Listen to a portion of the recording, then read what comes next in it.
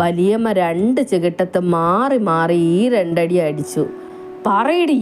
കുട്ടിയിടത്തി മിണ്ടിയില്ല. നീ ഇനി കേൾക്കാത്തതൊക്കെ കേൾപ്പിക്കും.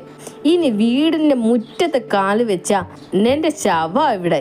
കുട്ടിയിടത്തി കരയാതെ കവിള് തടവിക്കൊണ്ട് മുകളിലേക്ക് കയറിപ്പോയി. വലിയമ്മ പറയുകയായിരുന്നു, ആണില്ലെങ്കിൽ തറവാടിൻ്റെ തൂണിനെങ്കിലും പേടിക്കടി. പിന്നെ കുട്ടിയിടത്തി വീട് വിട്ട് പുറത്തു പോകാൻ അനുവാദമില്ല.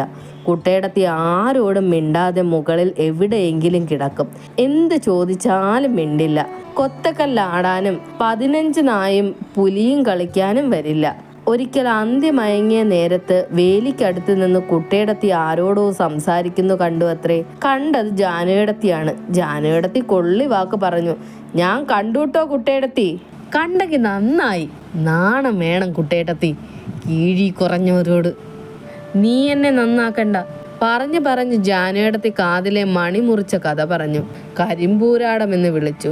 ജാനുവിടത്തിക്ക് ഒരടി കൊള്ളേണ്ട സമയമായപ്പോഴേക്കും വലിയമ്മ ഓടിയെത്തി. നിറഞ്ഞ സന്ധിക്ക് എന്താടി കാട്ടണേ? ജാനുവിടത്തി കരഞ്ഞുകൊണ്ട് കാര്യം പറഞ്ഞു. വേലിക്കരികിൽ നിന്ന് കുട്ടിയിടത്തി ഒരാണിനോട് സ്വകാര്യം പറയുന്നത് കണ്ടു. അതിനാണ് ഇതൊക്കെ. അത് തൻ്റെ കുറ്റമാണോ? വലിയമ്മ നെറുകയിൽ കൈവച്ച് തളർന്നിരുന്നു. അമ്മ പിറുപിറുത്തു. തറവാട് കെടുത്തു.